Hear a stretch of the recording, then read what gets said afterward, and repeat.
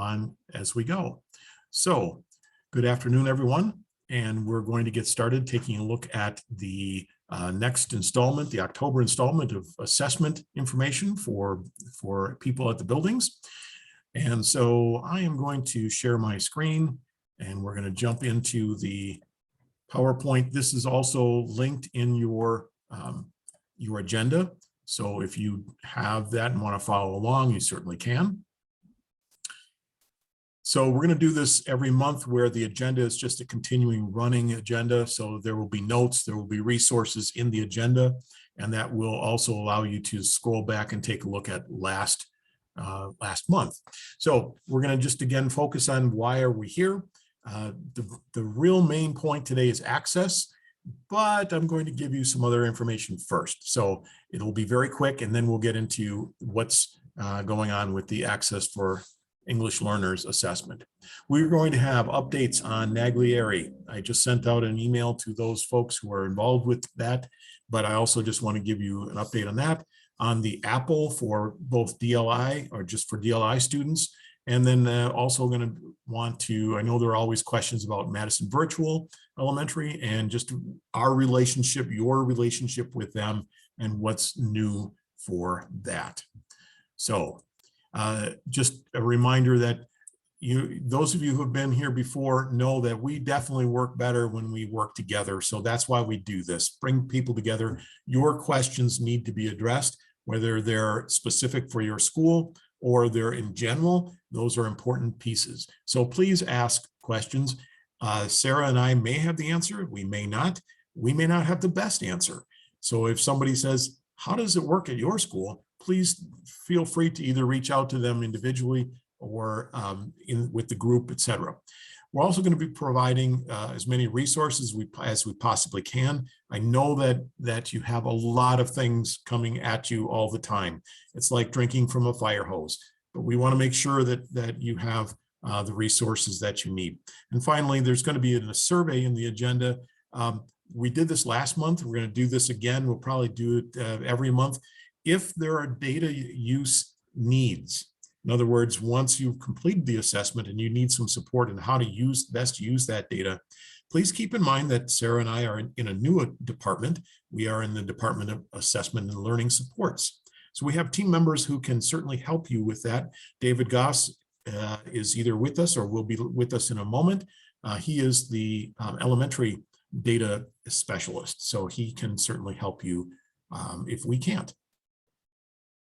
So let's take a look at the Naglieri just for a moment. So please keep in mind that Naglieri is the replacement, the item that was replacing the COGAT. So they serve similar needs. In other words, they are looking at students and what we are looking at different ways of thinking and trying to identify students who are potential advanced learners. And not just in the academic sense, not in the physical sense, but also in the problem solving, the thought problem solving process. We are working to ensure that, number one, data is available and used by staff. And so we are really focusing on professional development for those of anyone who's going to be asked to provide support for this at the building level.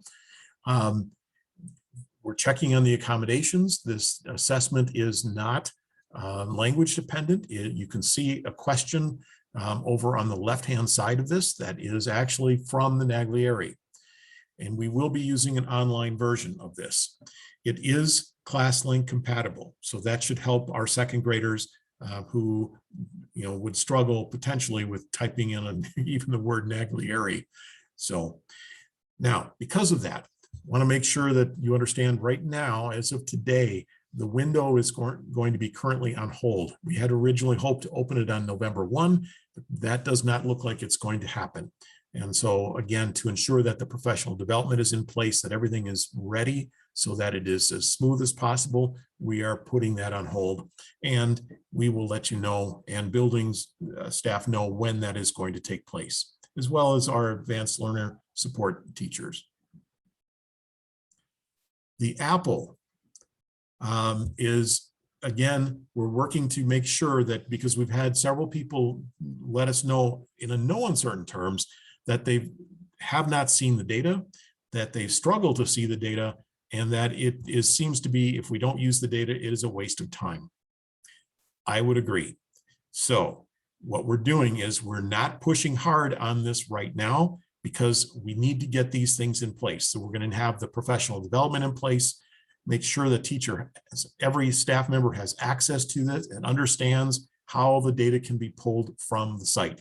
It is not necessarily as user-friendly as some of the other sites, like, well, I'm not even going to say what is user-friendly and what's not, but I want to make sure that people know how to get this data and that data protocols are in place and ready to roll.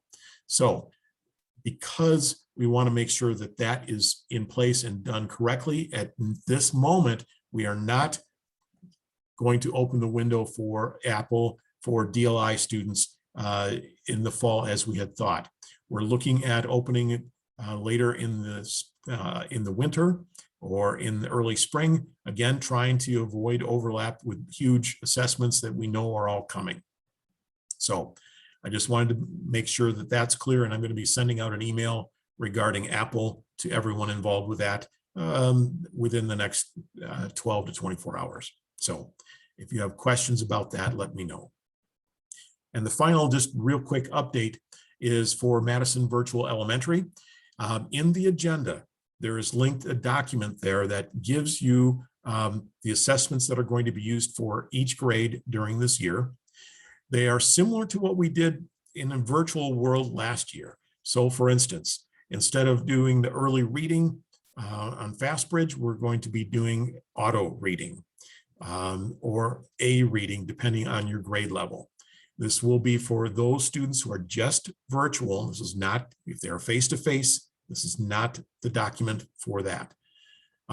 However, I want you to keep in mind, again, this year that all state tests, so access, forward, DLM, alternate access, all of those must be given in person.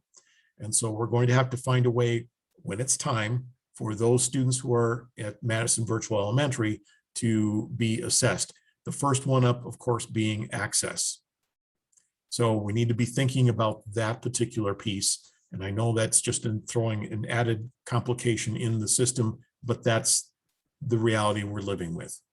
So the assessments that you see over on the left-hand side are the ones that we're going to be focusing on. ANET can be given virtually at home, and so that will also be something that is going to be given. So I ask that if staff members have questions and you know the answer, staff members from Madison Virtual Elementary ask questions, you know the answers, please provide that.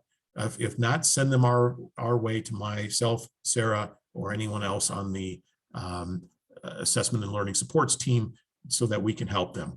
But again, we're all in this together, and ultimately they are all our students. So I'm going to stop now and see if there are any questions about any of those very quick kind of announcement type things. With access testing, is it for the students who are virtual, will parents have the option to decline to test due to safety concerns? That's a great question. And again, we go into issues of how we are going to be testing and the fact that they cannot opt out. I am not going to put out that kind of a document again this year.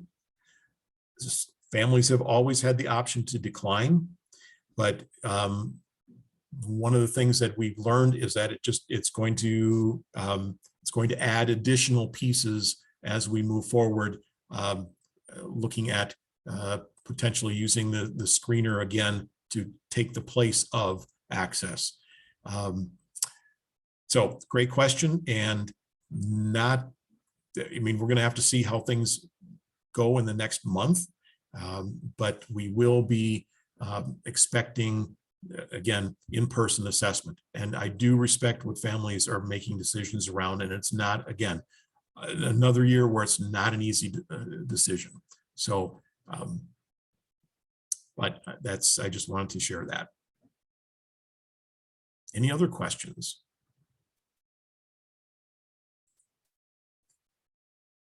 Okay, then let's continue on and get to access. So again, access is something that fulfills both state and federal requirements, and it provides data on student English language acquisition progress. It is one piece of data, as you are all aware. There are many more pieces that actually define any student as a learner, but this is an important piece for English learners. Things that we know about access for this year. Again, both access and the alternate access must be given in person, so there will not be any online options. Another thing that we know the window from the state opens on December 1st and closes on Friday, January 28th. We also know, because I've asked this specifically, both of the vendor and and DPI in different contexts and different emails, that ClassLink will not work, that we will continue to need student tickets.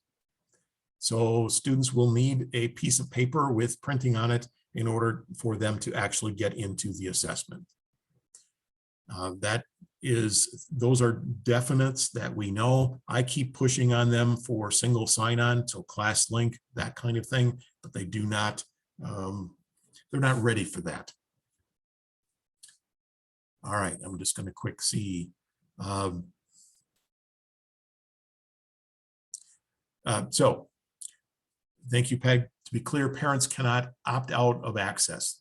Family would not make their child available during the testing window. That is correct. It is a decline to test.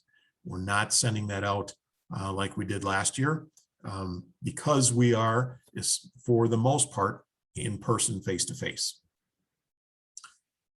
Okay, things that are going to happen. So again, as I've said before, there are a lot of moving parts. What I'm going to do is I'm going to send you a list, kind of a chronological list of all the things that are going on, so you can kind of go and check off as we go.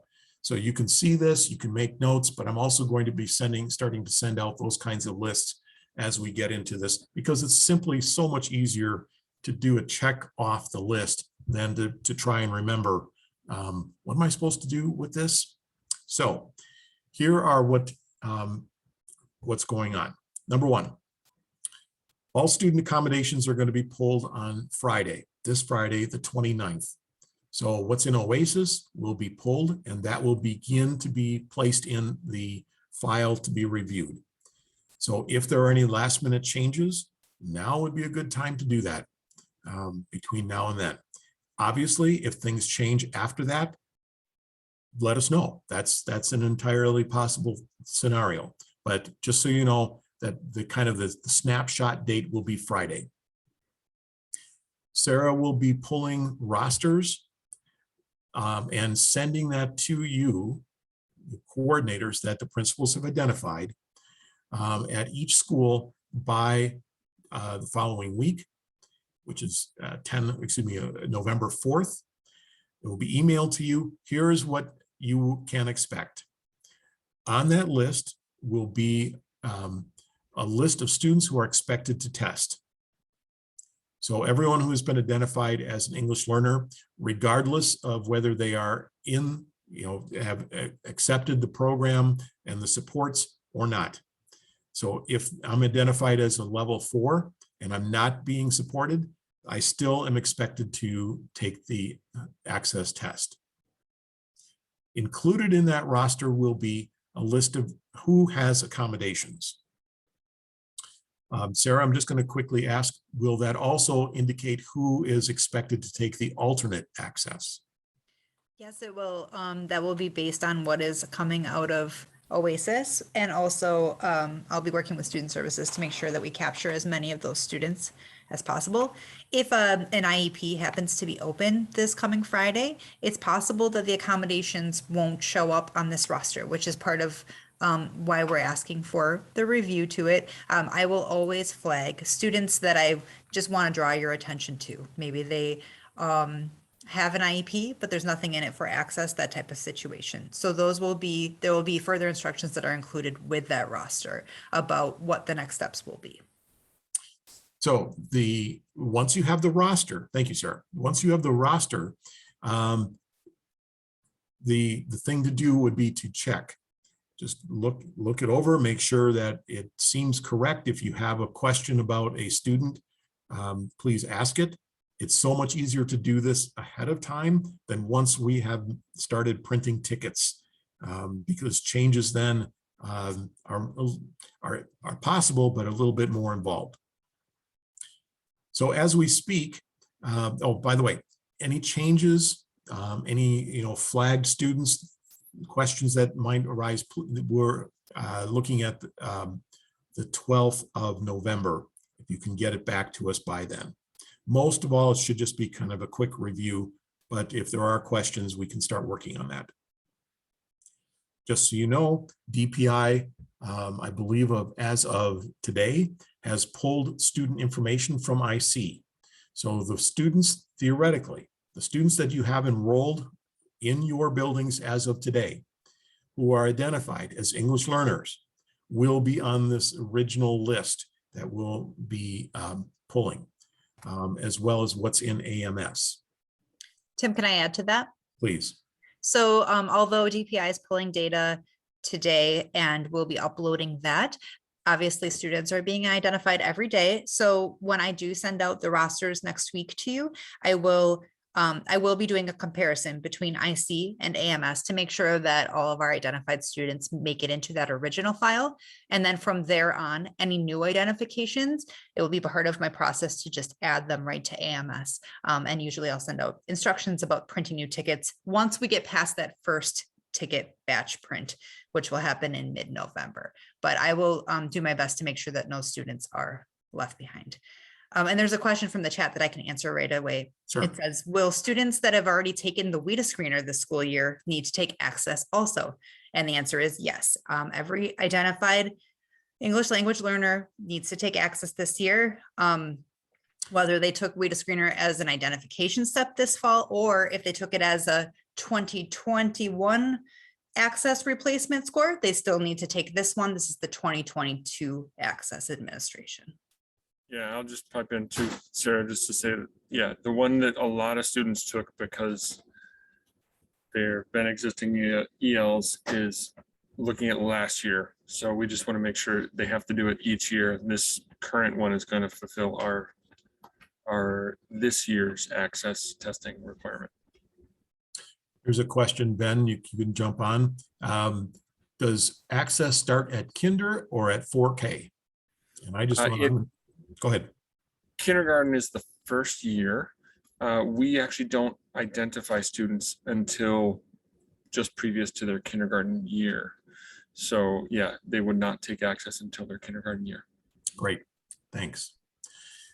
So along the lines of what's happening, November 1st, so we're talking about next week, AMS, which is the software that every one of you, if not already familiar with, will be familiar with, opens up. However, it's really for Sarah and I and a couple other folks to work in and get everything ready for you.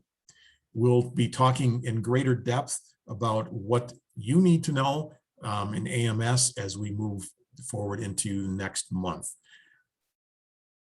Okay, now as we sat down and looked at the overall assessment, the Access window, a couple things popped up. So I want to make you aware of this because it's just, for me, it seems like, we might be down a couple days, which we don't really need to have happen. But I want you to be aware of it so that you can start thinking about this. First of all, please keep in mind that if you have students who are going to be taking the alternate Access, those materials cannot even be ordered until 29th of November. Remember, the window opens December 1. So if you're expecting to begin testing for those students on December 1, you will not have materials. Now, the vendor is really pretty good, and normally I would say 3 days would be the maximum that we would see that it takes to get this material. But as we all are aware that suddenly during a pandemic, everybody is using the services of UPS, FedEx, and the post office to get millions of packages out. I don't want to guarantee days, the number of days. So as you plan, keep in mind that if you need anything, that we're going to try and be proactive as much as possible, but we are limited to how much we can order ahead of time. So the alternate access will be, we expect it to arrive on the 29th, but then we have to, no, it will be shipped on the 29th. So my guess is that December 1 or December 2, we will get it. It will take us time to sort through it and get it out to you. We'll get it out to you as soon as possible, and onto the trucks. So same thing is true with K access material. So if you have any printed material that you need, whether it's for additional writing booklets, which need to be ordered, or K access material, they again, some of this is going to arrive just prior to the window or be shipped on the 29th. So we are going to be working at Flum Road to ensure that as soon as this material comes in, that we get it back out to you as quickly as possible.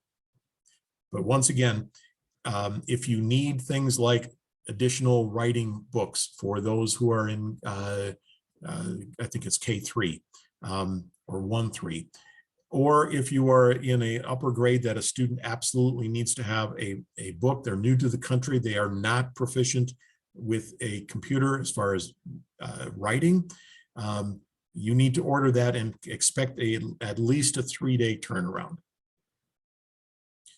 So window opens on December 1st. We're already a little bit behind for a couple of the groups that we'll be testing. Winter break this year begins at the end of the day on Friday, December 17th. We return with students on January 3rd. So it's a nice, well-deserved winter break. But it also takes a few days off from what we typically have as far as time for access. We also have Martin Luther King Day on the 17th of January. And if there are any days off at the end of the semester, I know especially this is true for the upper grades, but just keep in mind that is also, I did not include that here. And then the window closes on January 28th. So we need to be thinking about efficiency of time. I know that in the situation we're in, we have to be flexible and go with what happens because we can't control things. We know that. But I just want, if we're thinking about this ahead of time and being planful, we have the best opportunity to get the most students taking the access during this test window. The last thing I want to have happen is to say, well, we're just going to hold off on this particular test until they get back from the winter break. And then for all we know, there might be a snow day or two. I don't know. So I don't want to add any more stress to the system, but just start thinking about these things. Typically, we are already saying to folks, please start looking at the professional development for access. Many of you have already done the access assessment. And what that means is if you are a veteran at this, it probably means you can go through, just refresh your thoughts around this, take the quiz, and you can be done pretty quickly. If you are brand new to access testing, and we have a lot of staff that will be, you need to email Sarah or myself, and we will set you up with a WIDA account to make sure that you have that if you don't already have that. If you do, then the professional development is on the WIDA website, and it takes approximately an hour. We've got a couple of documents that we will share with people that are, you need to do this and this and this. Don't worry about this. And So it kind of shortens it up from what it is if you were to take every single module. Yes, thank you, Sarah. We'll get that in the mail as quickly as possible, but look for it beginning of next week. But again, just wanted to remind people that professional development is a portion of this as well. So we're going to get into details about tickets, about using WIDA AMS, because we don't have access to it right now, but we will be taking a look at this at our next meeting, which is on Monday, the 15th of November at 3 p.m. Again, it will be recorded so that if you can't make that, you will certainly be able to look at the recording. You can always reach out to either Sarah or myself, Ben included, and we will certainly help you with that. So with that right now, I'm going to stop because I'm sure there are some access questions. So let me know what you got. Yeah, Tim, I have a question. Here at Mirror, we have several students, over 10 students that are virtual and that are going to need to take access. I'm trying to wrap my head around the process for this. I mean, are we going to have to take an additional step of reaching out to these families and trying to get them to come in, or Yes. how is that going to work? Yes, it's an additional piece. I completely get it. But what you'll have to do is you'll have to reach out to the families and schedule a time. That would be the best thing to do. I would suggest just keeping the concept that we want students, both the students in the school and who would be potentially coming into the school and their families, as safe as possible. Thinking about a location that they could, whether it's an office or in a room. You can have siblings come in and take this, especially if it's going to be, the writing portion. You can have different, A and B going at the same time. We'll talk about those details. My guess is that you won't want to do large group testing with them.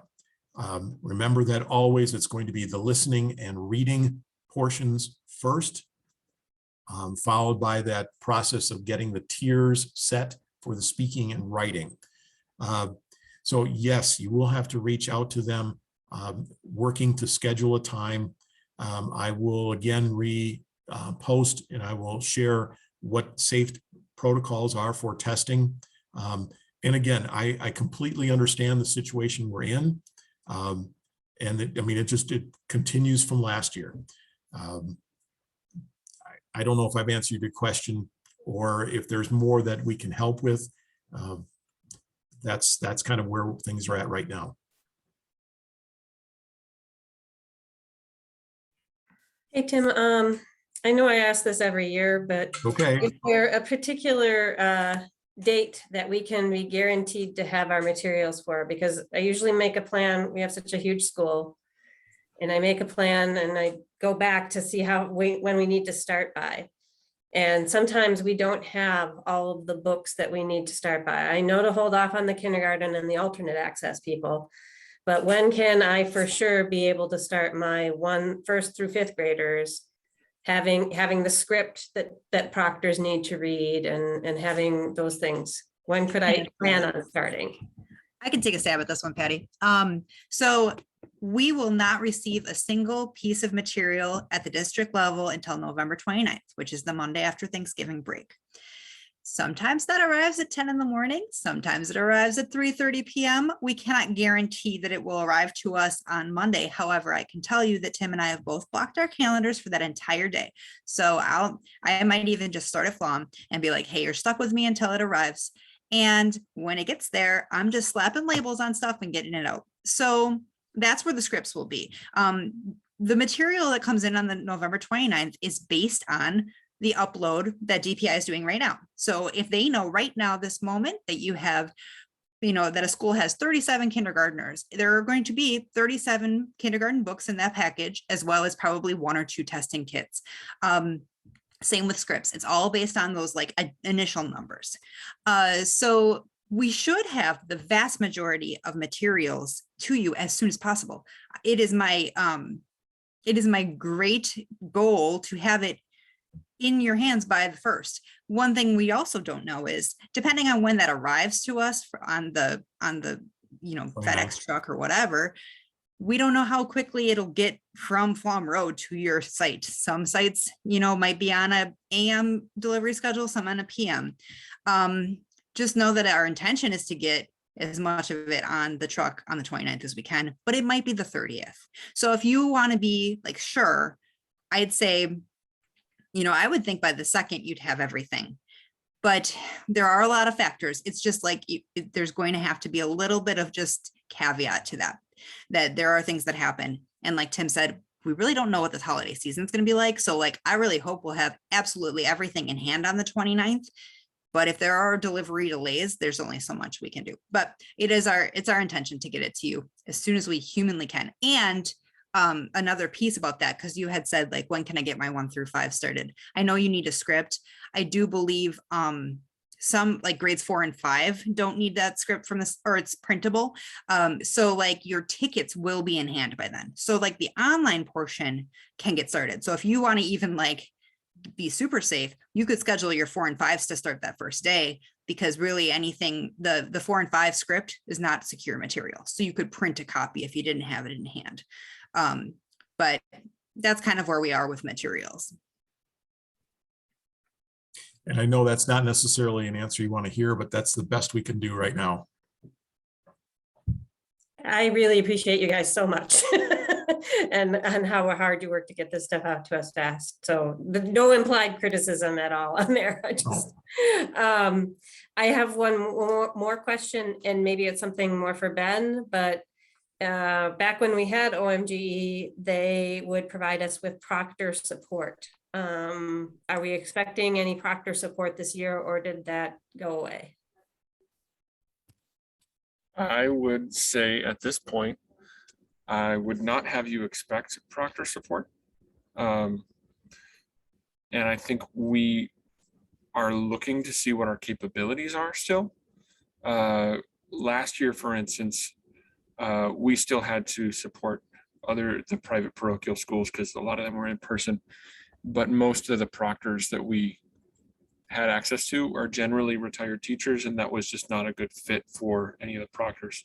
So if we do find proctors for our highest need areas, we're probably going to have to reinvent the wheel to do it. So as much as anything, it's that battle with, like, can we find humans to do this at this point? And I'm not sure if that's going to be something we have at our disposal or not. I think anything that happens will be prioritized, and we've talked about, what our higher priority areas are. And just to be transparent about that, we understand that kindergarten has to do a one-on-one test. Those are the highest sort of like leverage time-wise that we could support. And so we're definitely looking to that. We're aware of that need, and we have some buildings that have huge amounts of kindergarten, and we have others that have much smaller. So once we do find if we have that capability or not, again, we're going to be triaging to make sure that the highest need gets the most of the time. So I don't have anything that you can set expectations by at the moment, but we certainly would like to. We understand there's needs, especially at the kindergarten level, and we're looking to find the ways that we can help that. It's just, I'm not sure that we have the capability, just like everybody else is still looking for people. We will be looking for that. So if you know of anybody, please reach out and let me know.